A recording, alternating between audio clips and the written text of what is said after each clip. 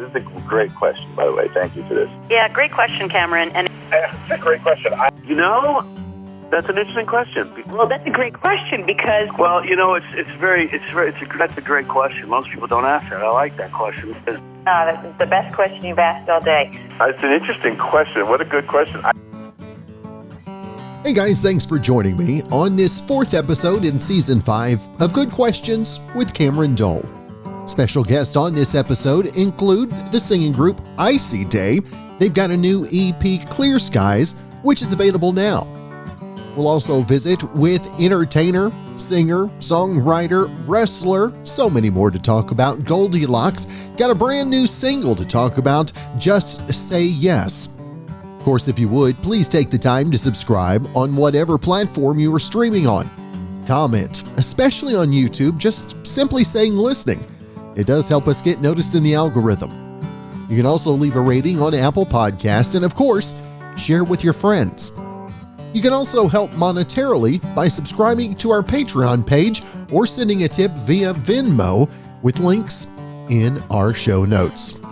Again, like I said, special guest ICYDAY, GOLDY LOCKS coming up, but we're going to keep you informed in each episode as, there was a time when people were worried about walking into work and having someone say, "I see that KFC I smell on you."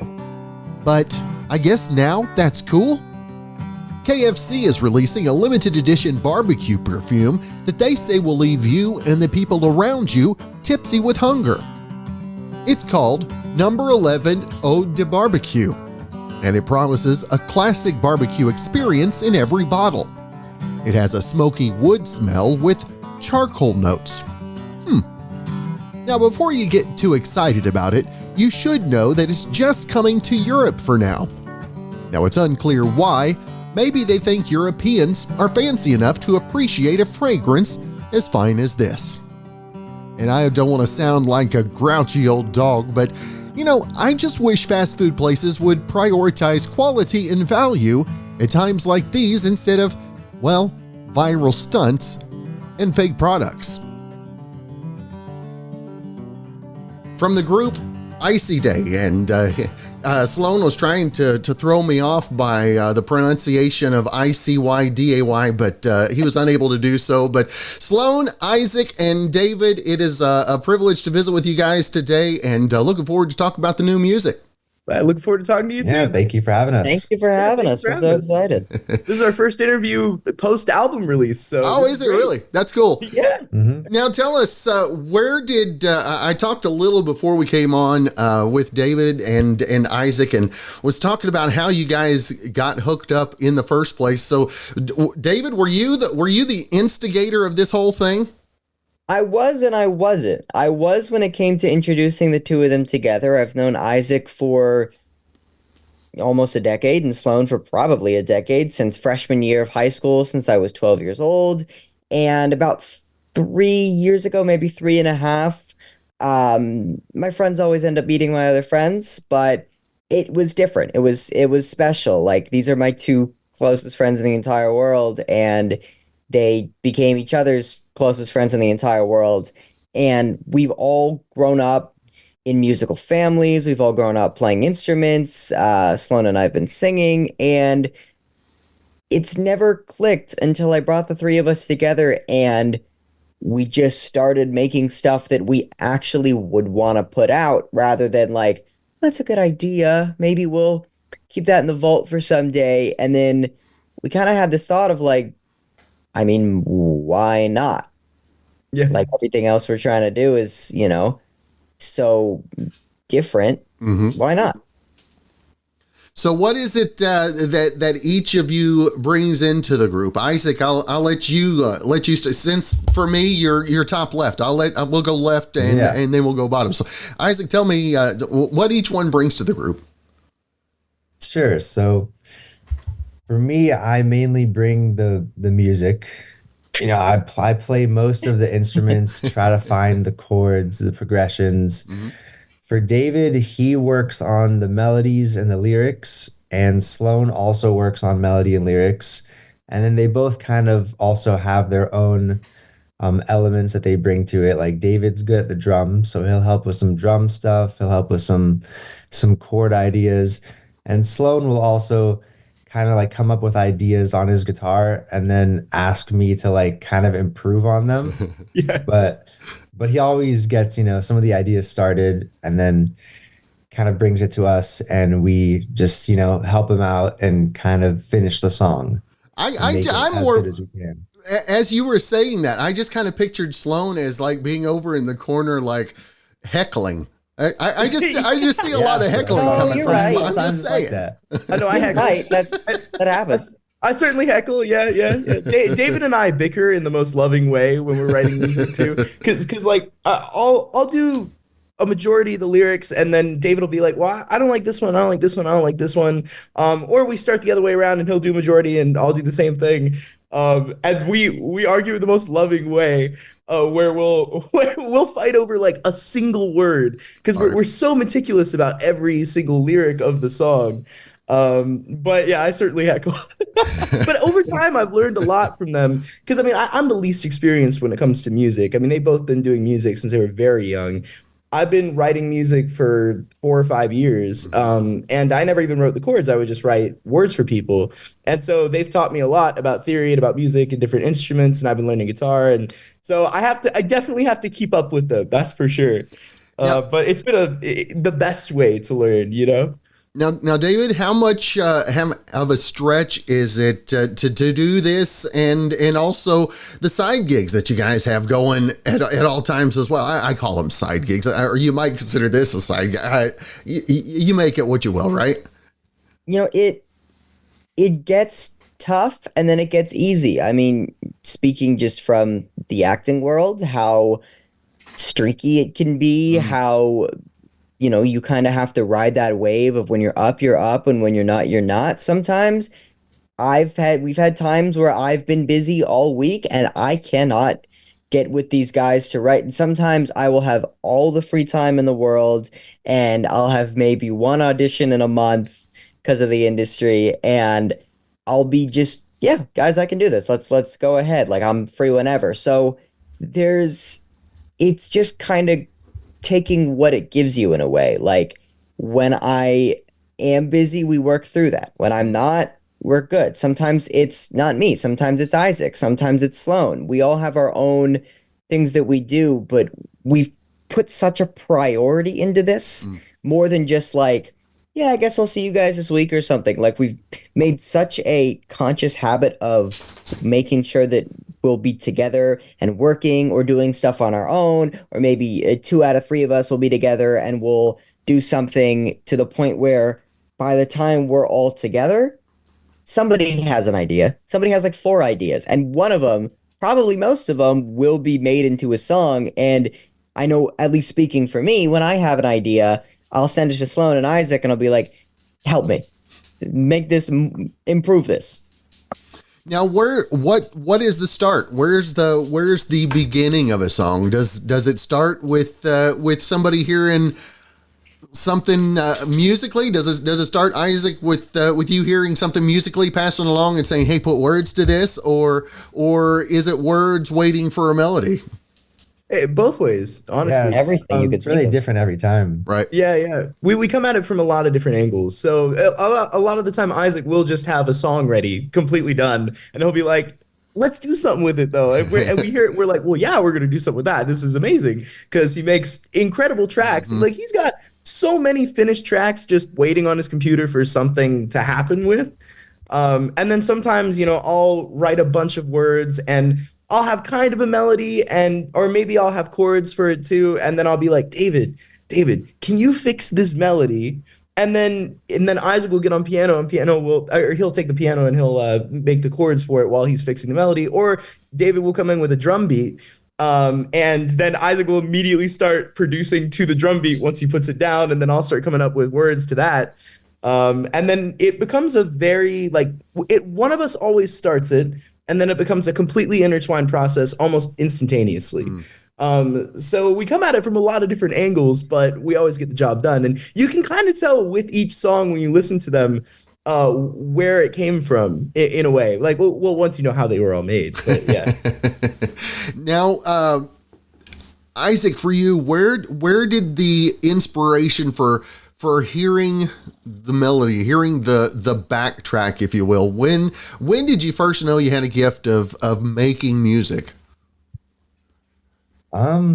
Well, I started playing piano when I was 7.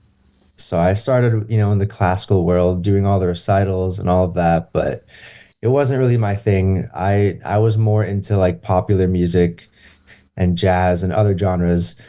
So I ended up, having a new teacher and started learning that and realized that I was really good at learning by ear, but I couldn't really read music that well.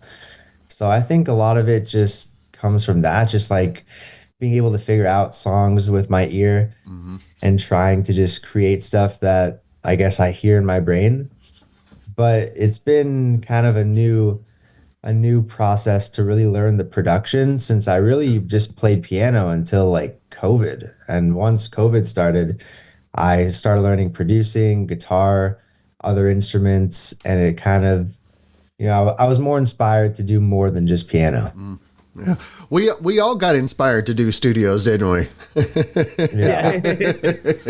Now, David, for you, what inspires the music for you in your life?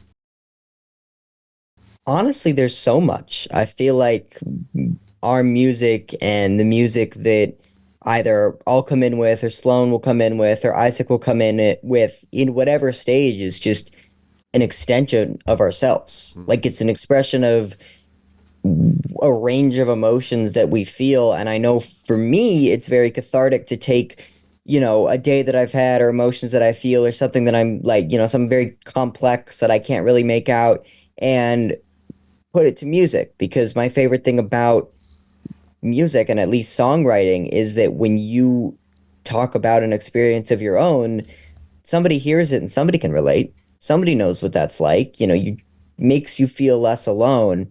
And especially when I'm working with these guys, like, hearing what they're able to do, even without me, hearing what they're able to do makes me want to write music. Hearing what they're both able to come up with in their own way, like, I want to make these songs. I want to make more songs. I want to contribute and help. And it's like, it's so much fun to do it in the first place that it's honestly a no-brainer at this point.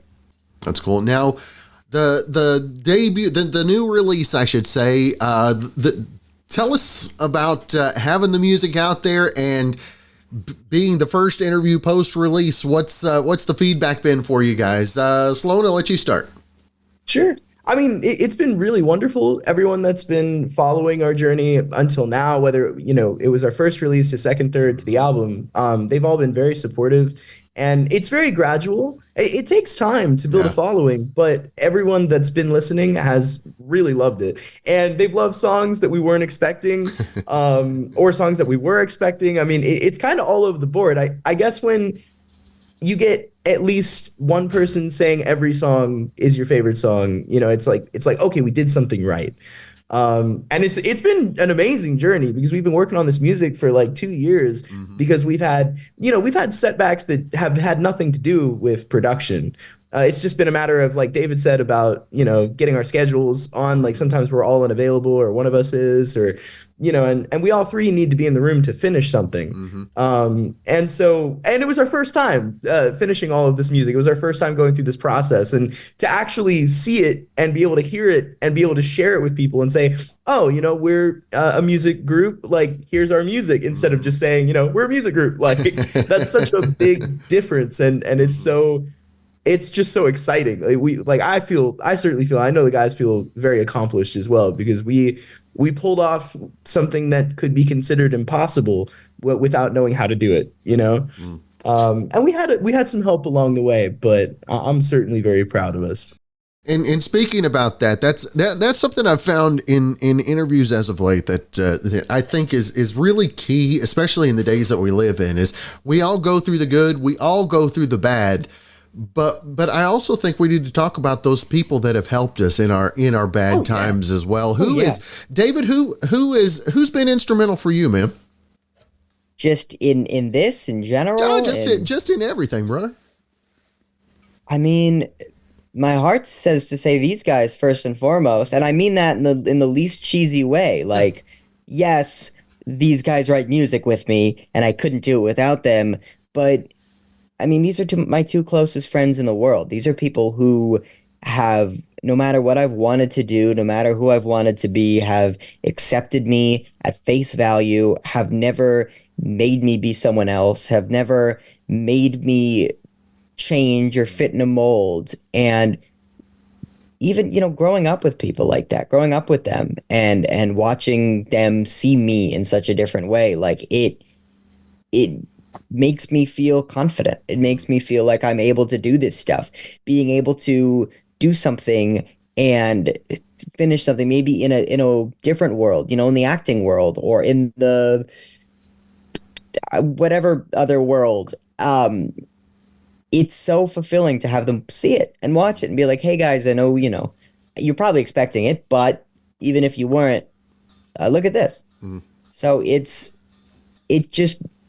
they make me want to just improve and stack up to their level in certain ways. And I want to do the same for them too.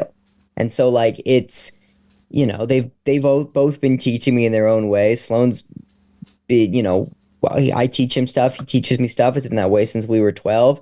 Isaac the same way, especially with guitar. But it's the cheesiest answer, but I honestly feel so motivated by these guys. And David, for you, or Isaac, for you. See, you guys two both wearing the black shirt, messing me up. I shouldn't have done it. I knew putting it on it would have been confusing, but I just embraced the chaos, I guess. So Isaac, for you, also having the music out there and getting the feedback, and how accomplished does it make you feel? Yeah, I feel really accomplished.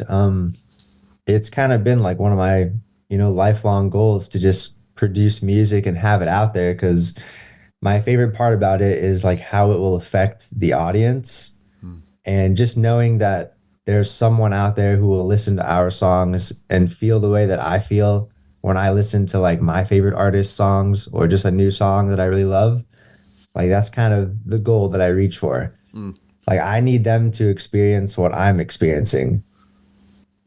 And Sloan, for you on the track list, what is your favorite right now?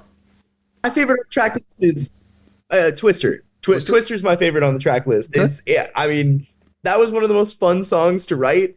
Because it haunted my nightmares. Because for the longest time, we only had the first verse, chorus, and we were like, what do we do? What do we do next? What do we like? This is so good. What do we do with this? And I woke up singing that song for like 6 months in a row, and finally, we were working on other music and everything. And finally, I was like, guys, we have to finish Twister. It's not leaving my head. I can't get it out of my head. And so we sat down and we worked on it and finished it. And David's vocals on it are just angelic. And then the instrumentation on it that Isaac put together, I mean, it flows so perfectly, as well as all the help we received from studio musicians that played on it as well. Joel Eccles, Doggy on bass, all these people came together to make it perfect, and to hear it mixed and released, like. I listen to Twister constantly. Like I was listening to Twister when it was just in my Dropbox. Like I do a lot of road trips, and so I've listened to our music probably more times than you guys have, even though you were in the recording room constantly with the mixing and whatnot, Isaac. But I love Twister. That's my favorite track. Terrible beginning demos that have nothing on them, and the sound and the vocal quality is horrendous. But oh my god, those are my favorite, to listen to those and hear where those songs started, and then look at what they are now, and you're like, wow. That's cool. For you, Isaac, which is your favorite track right now? I would say it's between One More Song and Love Isn't Fair, because they're both different styles of songs, but to me they're I feel like they should do the best because I like them the best. But then, like Sloan said, everyone has a different favorite. but for me, those kind of fit my style the most. And David, for you, which track or tracks speak to you right now? I mean, I've really come to love our song "Deserve Better." Yeah. That's one of those tracks where we seem to be very indecisive about what we wanted the song to be, and it's one of those moments in music where it's the sound's still not defined. So we had to really find the sound and make a choice. What do we want this song to sound like? And I feel like the choice we made is like it rocks, and I think the guy singing the chorus is really good. And it's not me, it's Lem. And that one, I mean, I also love Open Up. That was the first song we ever released. That song will now always hold a special place in my heart. And to this day, and maybe this is, if anybody loves that song, this is me saying it, but I'm still trying to write about 1,000 more with the same vibe, and they'll all be better, I promise. But those two speak the most to me right now. That's cool. Well, again, the group is ICYDAY, and I want to make sure and let our listeners, our viewers know where they can find the new tracks, where they can find merch, everything else you guys have got going on as well. Let me see. Let's start with Isaac. Yeah, so you can pretty much find our music on any of the platforms, Spotify, Apple Music, YouTube, and I'll let David tell you more about the social media pages. So we're ICYDAY Music on Instagram, on Twitter, and then we're just at ICYDAY on TikTok. We've got a whole little link tree in our bio where you can listen to absolutely any of the songs that we've done. I guess find out more about us. We've got a bunch of little bios hanging around everywhere about who we are. We've all got our own personal Instagrams as well that we all share the same stuff on, share what we're doing. So, if you want to be in the know, be the first to hear them, check us out. That's right. Well, And merch is on the way. We're coming up with a few really, really cool designs. So that'll be something that happens probably later this year. that's In cool. time. We've been a released band for like half a year. So Yeah. Yeah. Now, I got to ask before, I can't let you leave without, where did ICYDAY come from? Where'd it come?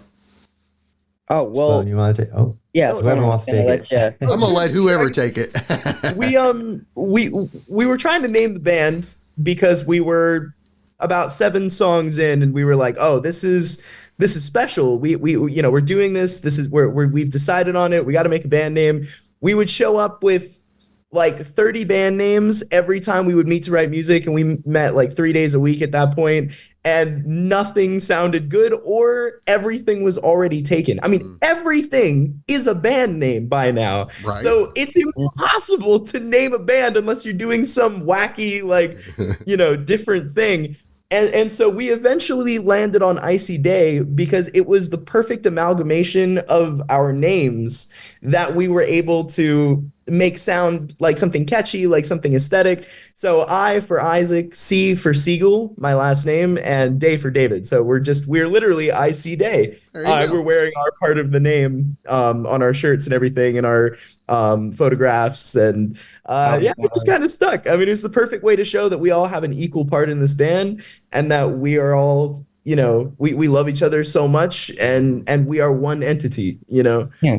And we also thought that where we come from in Southern California is just so cold and frigid. It's so Yeah, it's barren. terrible. So, like, the Arctic. it's pretty much the Arctic. So it's like we know a thing or two about an ICYDAY being from Los Angeles, I'm sure.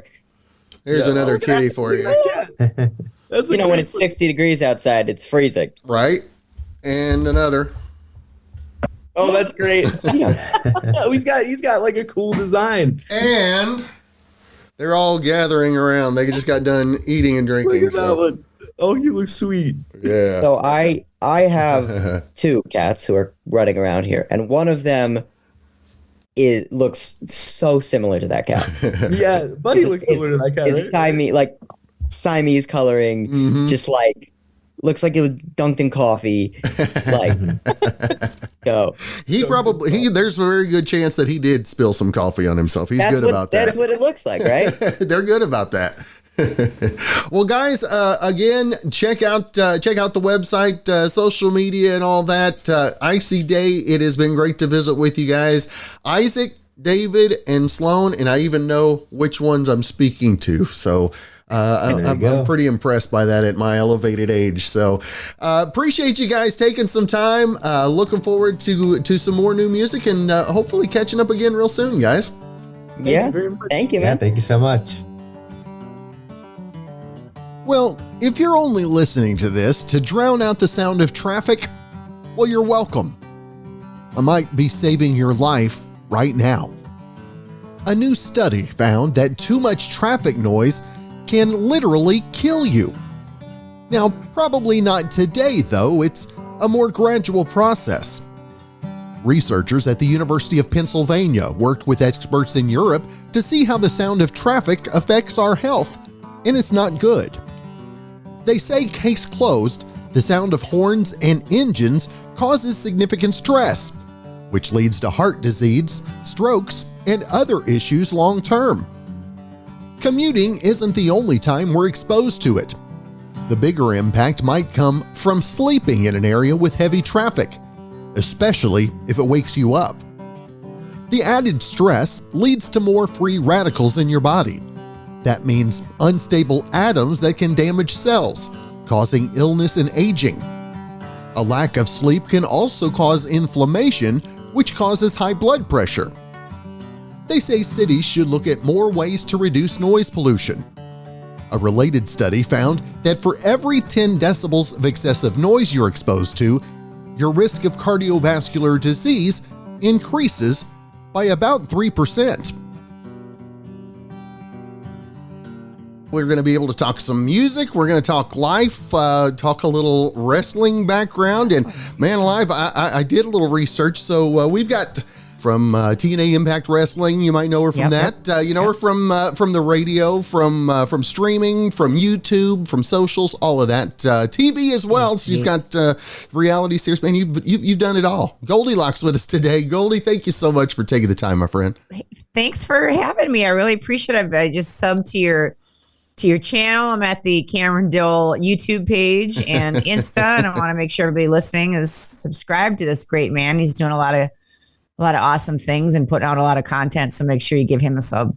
I appreciate that. Appreciate that. Now, Goldie, let's just start off talking the new single. Just Say Yes. I heard that it was an anthem, and I usually throw things on about the last hour before an interview, so I get the song in my head. I only had to play it once. It's been playing in my head ever since. Oh, you're sweet. It's just something fun. We just wanted to do. We're normally like a little bit more rock, and this is more pop, as I was saying before we started, and we just wanted to do something fun. Cameron, the last couple of songs that we have, like the billboard and the back, those two. That was a reinvention of Black, Pearl Jam's Black.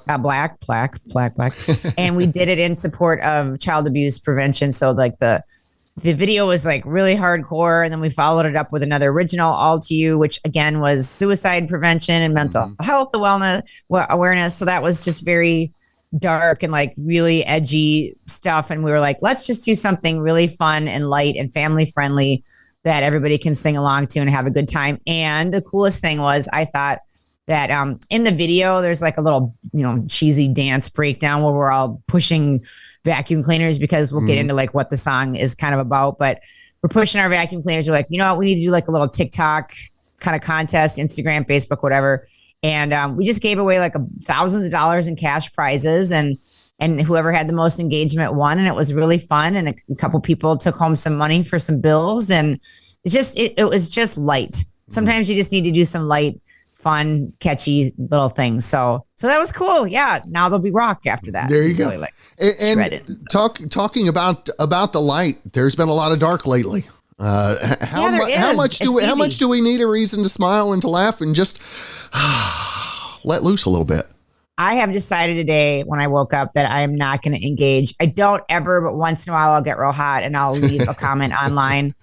it's not even worth doing it anymore. It's just like, it just seems like more and more and more like, it's really tiring being an actual artist. Like, I was kind of born an artist, and I started working when I was 3 and doing acting and movies, and this is kind of my thing. This is what I do, but it's like everybody's got a brand, and it doesn't matter if you like cut your toenail, you now have a channel, that whatever, everybody's got, it's just exhausting because it's like, I feel like sometimes I feel like an imposter out there. Like, I really have been doing this my whole life, putting out content, had big record deals, had a record deal with Prince, had a record deal with other Minneapolis, labels and whatnot. And I don't know, sometimes I just feel like I'm like this joke out there. Like, what am I doing? I don't even have views as the person that's, combing their alligators tiles, or it's, you know what I mean? It's just, everybody's got something. So I decided today that I'm going to post my stuff. I'm going to respond to people that are showing me some love.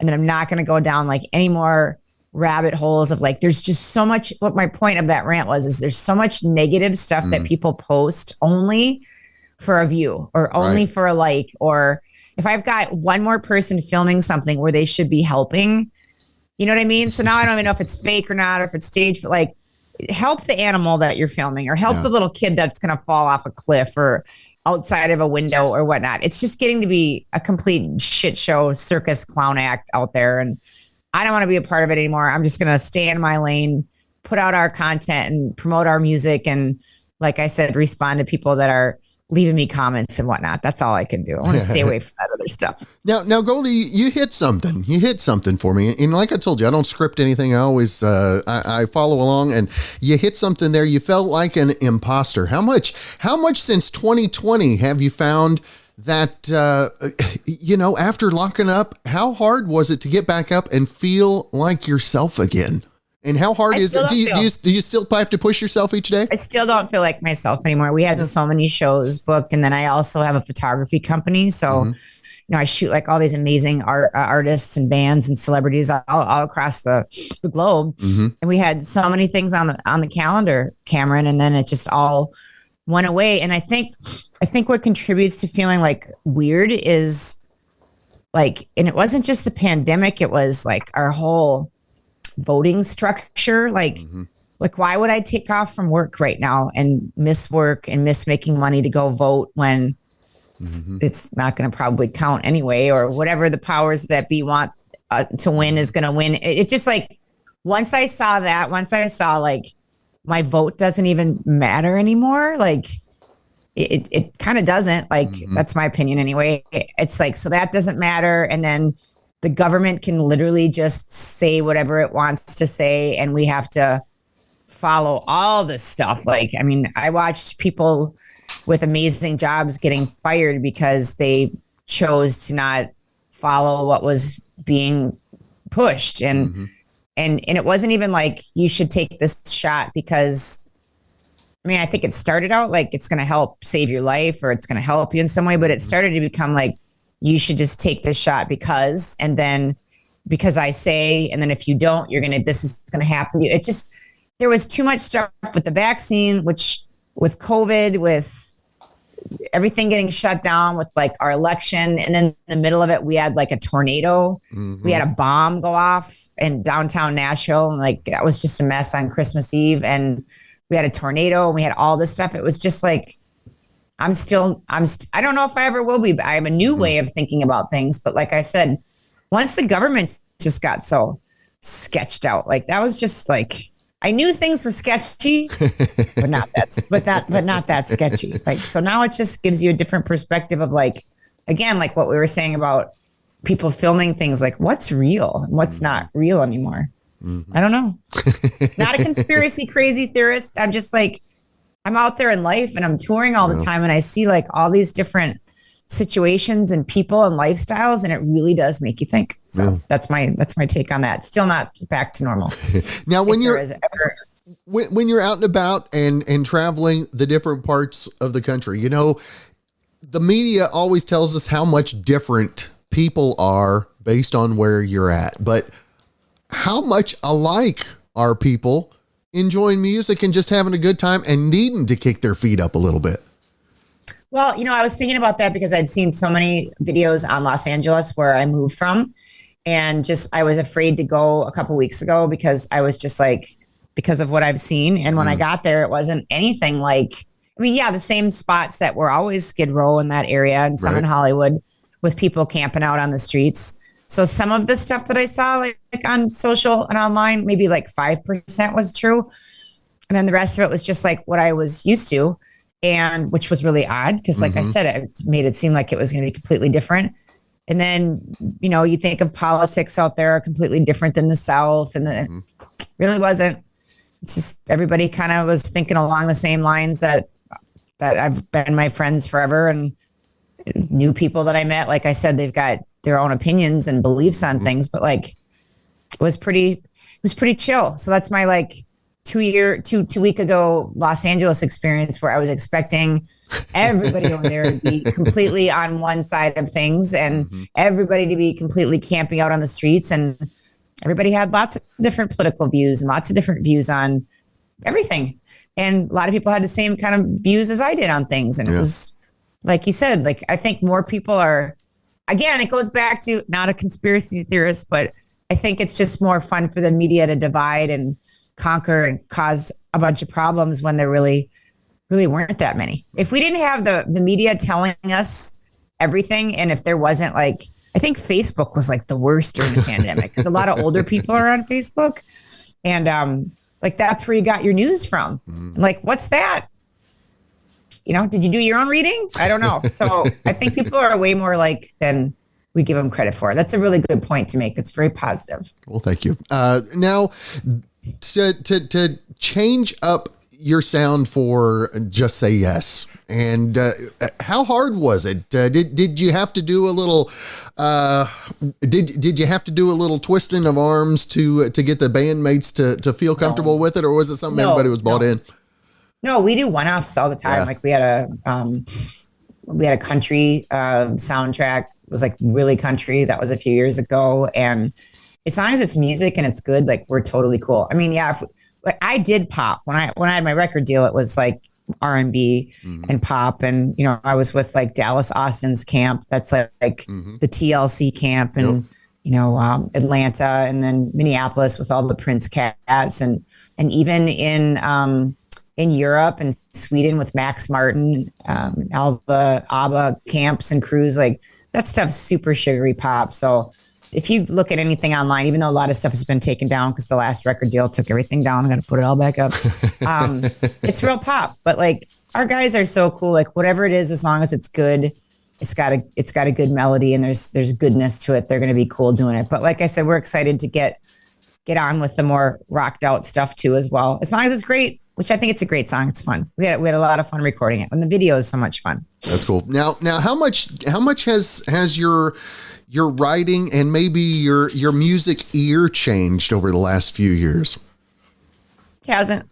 Same old shit, different day. Same old me.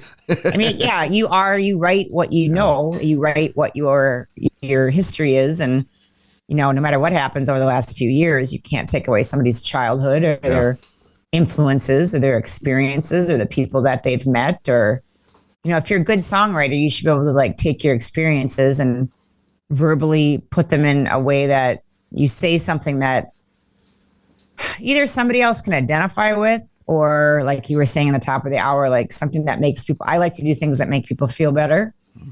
Gene Simmons, like they won't ever put out any song that makes them look weak or that makes them look like they're not completely of the light and strength and rock and roll. And they don't put out stuff. And I think a lot about that, or I think about, boohoo songs are good once in a while, but like, I don't want to put out a bunch of songs that people are going to sit around and like feel like shit and like fall into a deeper hole. Like I want them to feel like, gonna cough. Hold on.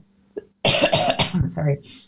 Just Say Yes is kind of just like this earworm that gets stuck in your head, and like whatever it is that you need to just say yes to, whether it's like, I need to just quit this job, like that's what the video is. It's like a deadbeat job. Like just say yes, like move on, quit, or just say yes, like go ask that person on a date, or go ask that person that you think is cool to it's so funny. Like so many people are like, oh, I wouldn't ask them to lunch or to coffee. I'm like, why wouldn't you? If there's somebody at the gym that I think is cool, a cool chick or hot dude or whatever, I'll just say, hey, I'll see you around. Or if I don't, like, there's a nice coffee shop down the way, or there's a really good healthy place to get some lunch if you're ever working out and you want to hit me up. Like I'll say like, here's how to find me on social media, or if I don't want to be creepy and be like, here's my number.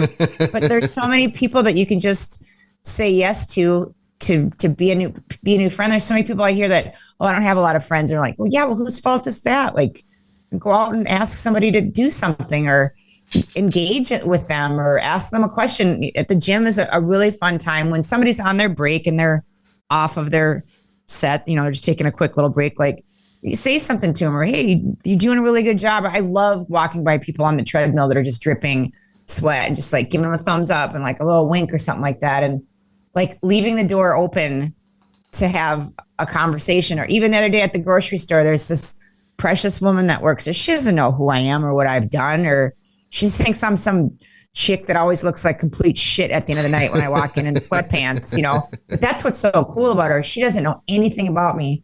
She's always real nice. She lights up, and she was so cute when I checked out. She's like, I got my number for you, Goldilocks. Would you ever want to get some lunch or something like that? And I didn't have the heart to tell her, like, I don't have time to like wipe my ass. Like, I don't have time to do my laundry. I'm never here. But I thought, you know what? Another human being reached out to you. You better make time to do something with them. And then she said, do you think maybe sometime, I've always wanted to go to the gym. Would you take me to the gym? And then I was like, all right, well, all bets are off. Yeah, of course. Somebody reached out and said, will you help me? Like, yes, then I have to do that. So just say yes to like communicating with people, and don't be so in your shell. And then, God, like the 20-something-year-olds that are out there, I don't know what's going on with that.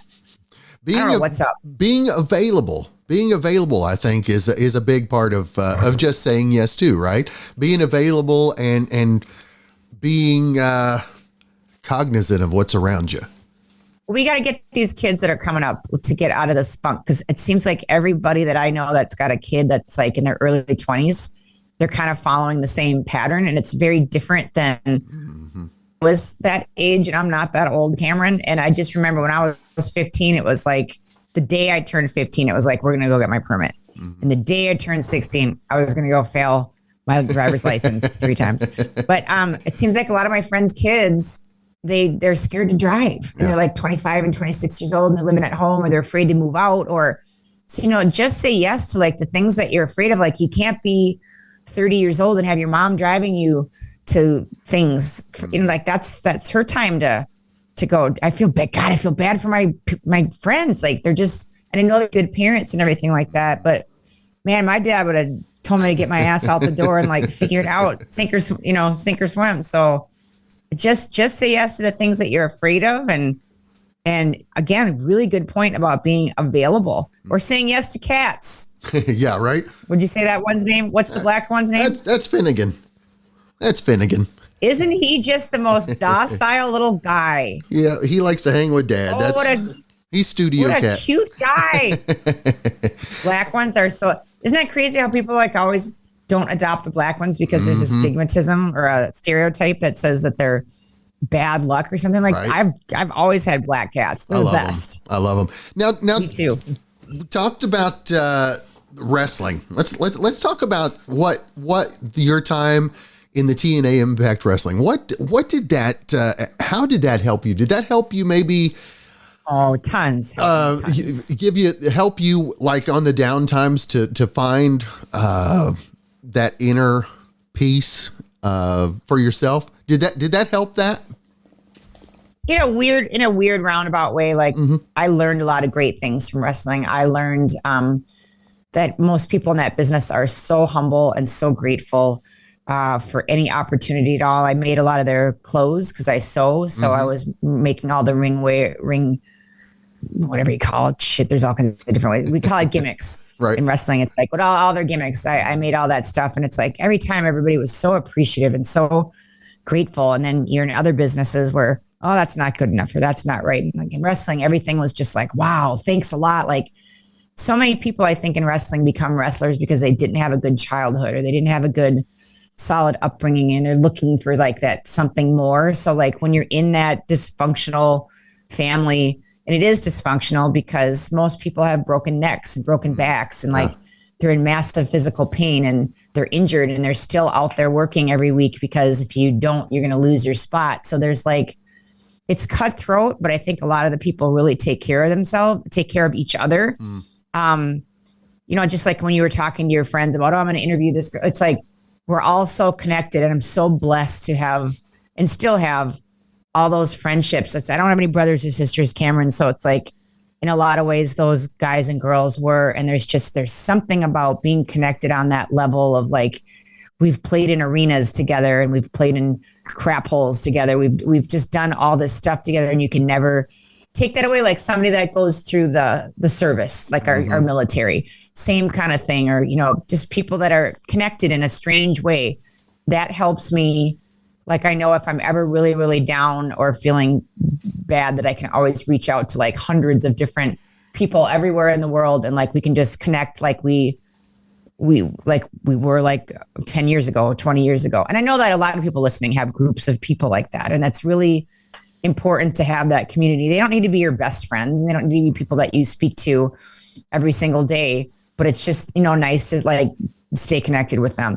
Other things with that, I learned a lot of lessons during wrestling. You know, like there's just a lot of things that you learn the hard way when you're out in front of thousands of people live TV. Like you just learn a lot of things like your everyday Joe Blow isn't going to learn. So you can take those lessons with you. And I try to share that stuff with my band members or other friends that I have and, you know, my family, and just see if there's some nuggets and things that I was shown that I can share with other people that might help them too.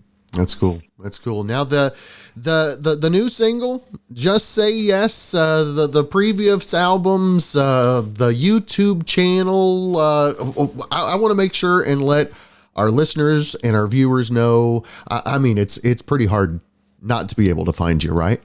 Oh yeah, no, I appreciate that. And then like just Goldie with a Y, GoldyLocksBand.com. Everything is there and how to follow and all that stuff. We would love a YouTube comment though that just basically says that you were listening to your show, just Cameron's show. Just put it down and just say listening and had a great time or thanks a lot or whatever. No, you don't have to judge them. I'm just giving you a hard time. That's really cool. So this goes for like 2 more minutes or we're done. We're on for a couple more minutes.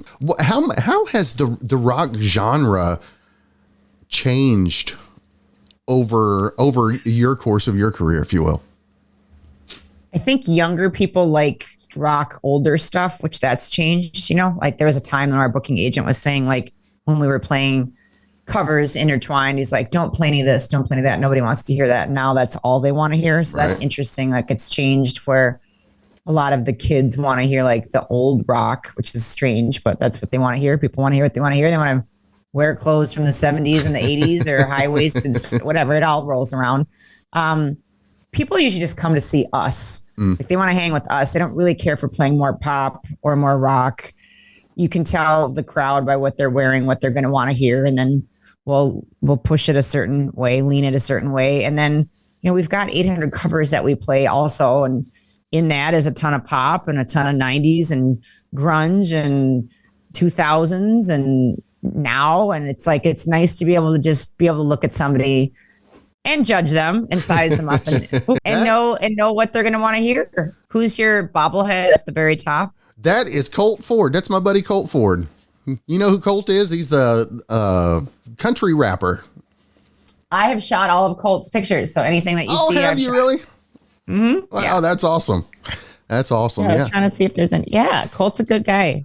He's seeing if I had any of his albums nearby, but yeah. That's funny. Yeah, thoughts and prayers going out to him. He's not doing too good. Yeah, on the mend out in Arizona. So, but yeah. Yeah, God. Oh, we got to get him better. That's for sure. That's for sure. Well, Goldie, it has been great visiting with you today, getting to know you, and whenever you come down Southwest Oklahoma area or Texas, Kansas, let me know. Let me know. I'll come jam with you guys. I appreciate it. Let's talk with this band, whatever. That's going to be really cool. Thank you for having me on with them. That'd be awesome. Well, Goldie, again, thank you so much for your time. Check her out online. And again, the new single, Just Say Yes. Goldie, again, thank you so much for your time.